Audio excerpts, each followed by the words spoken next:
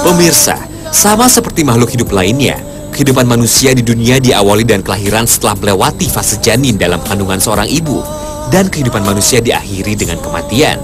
Pada fase di antara kelahiran dan kematian, manusia tumbuh dari kecil menjadi besar, dibarengi peningkatan berbagai kemampuan. Sepanjang masa kehidupannya, apa yang dilakukan manusia selalu dipengaruhi oleh manusia lain, baik itu orang tua, saudara, teman, atau orang lain di lingkungannya. Semua kemampuan dan apa yang dilakukannya seperti cara berbicara, etika makan, berpakaian, hingga upaya mempertahankan hidup tentu sesuai dengan kebiasaan atau cara-cara manusia yang telah diajarkan sejak kecil. Namun apa jadinya jika seseorang dari kecil dibesarkan oleh hewan? Seperti cerita Tarzan yang dibesarkan oleh seekor gorila. Tentunya ada perilaku berbeda dari manusia yang dibesarkan oleh hewan dengan manusia pada umumnya. Berikut, Spotlight menghadirkan kisah-kisah manusia yang dibesarkan oleh hewan.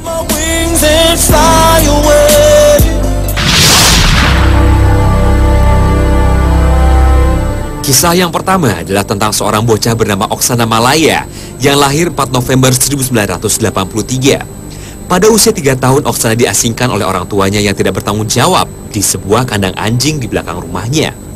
Selama 5 tahun atau sebelum ditemukan orang lain pada usia 8 tahun, Oksana hidup tanpa orang tua dan hanya ditemani oleh anjing-anjing yang merawatnya di kandang tersebut. Saat ditemukan pada tahun 1991, gadis kecil Ukraina ini berbeda dengan anak atau manusia pada umumnya. Perilaku dan nalurinya seperti binatang anjing yang selama 5 tahun memeliharanya. Oksana tidak bisa bicara, tapi hanya menggonggong. Cara berjalannya pun mirip anjing, yaitu merangkak. Dia pun selalu mengendus pada setiap makanan yang akan dimakannya. Oksana juga hanya tahu bagaimana cara mengekspresikan iya atau tidak. Akibat ikatan yang kuat dengan anjing-anjing yang memeliharanya, para dokter seperti yang disiarkan dalam acara dokumenter televisi di Inggris dan di Portugal mengatakan, Oksana akan sulit menjalani rehabilitasi untuk dikembalikan pada kehidupan normal. Pada tahun 2010, Oksana tinggal di sebuah rumah untuk penderita cacat mental dan membantu merawat sapi ternak. Pada sebuah kesempatan, ia pernah mengungkapkan bahwa dirinya lebih bahagia jika berada di antara anjing-anjing.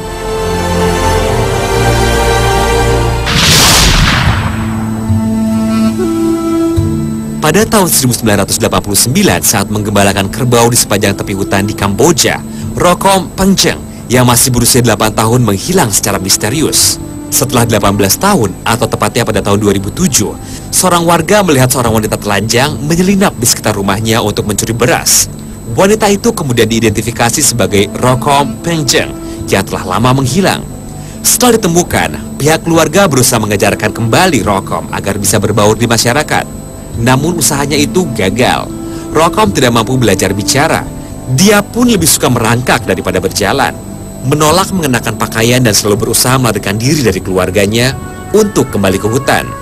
Melihat perilakunya tersebut, diperkirakan selama menghilang, Rokom dibesarkan atau sering berinteraksi dengan hewan liar, terutama kelompok mamalia berkaki 4. Pada suatu hari, Rokom akhirnya kembali kabur. Kepada koran Daily Telegraph, ayah Rokom yang bernama Salu menyalahkan roh hutan atas kehilangan putrinya. Dia pun meminta bantuan seorang peramal untuk menemukannya sekali lagi. Lo pun sempat menyiapkan 1 sapi liar, seekor babi, 1 ayam, dan 4 botol anggur untuk persyaratan menemukan putrinya. Ada beberapa orang yang meragukan jika gadis hutan itu adalah Rokom Pengjeng yang telah hilang sejak tahun 1989. Namun orang tuanya mengatakan jika perempuan itu adalah putri mereka karena ada bekas luka di lengan kanan.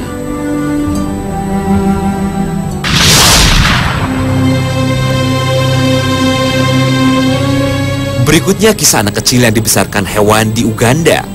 Setelah melihat ibunya dibunuh oleh ayahnya sendiri, Jones Bunya yang berumur 4 tahun menjadi trauma dan lari ke hutan.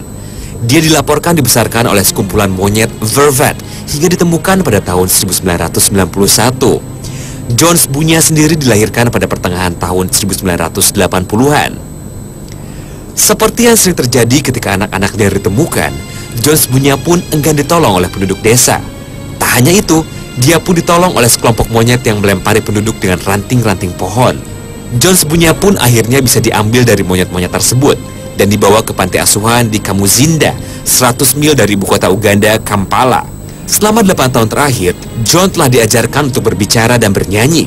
Beberapa waktu lalu, John bahkan telah bergabung dengan kelompok paduan suara anak-anak Afrika yang tiba di Inggris untuk melakukan tur selama 3 minggu.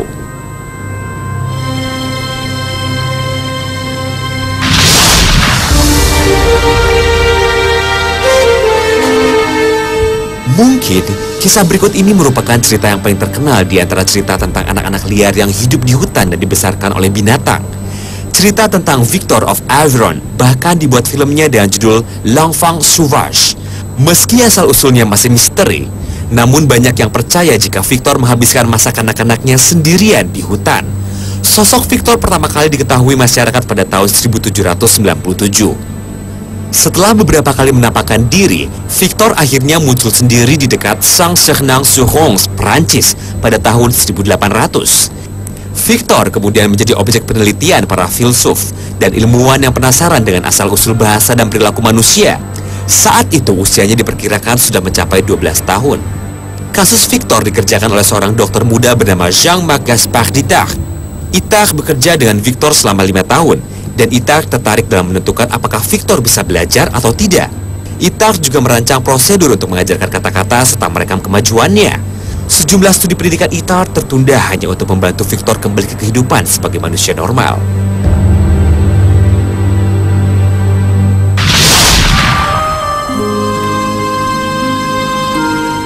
Pada tahun 1920 di Midnapore, India, 2 orang anak perempuan yang berumur 8 tahun dan 18 bulan ditemukan di sarang serigala.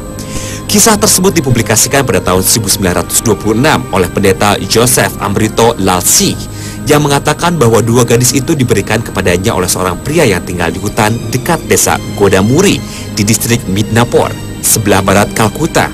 Namun, kemudian dia meralat pernyataannya dan mengklaim telah menyelamatkan gadis-gadis itu dari sarang serigala. Seperti anak liar lainnya, Amala dan Kamala kesulitan beradaptasi, bahkan tidak ingin kembali ke kehidupan manusia normal. Mereka lebih senang berada di antara serigala-serigala yang telah membesarkan dan menjadi sahabatnya. Amala yang berusia lebih muda meninggal pada 21 September 1921 karena gagal ginjal. Sedangkan Kamala tetap dirawat oleh pendeta Singh hingga mampu menyebutkan beberapa kata. Kamala sempat menerima undangan dari Psychological Society di New York pada tahun 1928. Namun karena kondisi fisiknya terus melemah, Kamala tak mampu memenuhi undangan tersebut.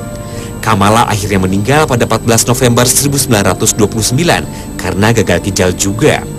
Kisah ini menuai banyak kontroversi di antara para ahli dan ilmuwan karena ada beberapa versi bagaimana Amala dan Kamala ditemukan dan juga cerita mengenai bagaimana mereka dibesarkan oleh serigala. Selain itu, yang mengetahui kejadian sebenarnya mengenai Amala dan Kamala hanya pendeta Singh tanpa adanya saksi lain yang bisa menguatkan cerita pendeta Singh.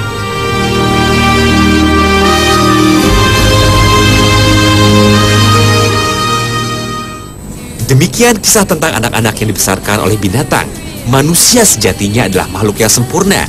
Kendati demikian, kesempurnaan yang dimiliki tidak datang dengan sendirinya, tapi dibentuk oleh manusia lain melalui sebuah hubungan sosial. The animal instinct in me. It's the animal.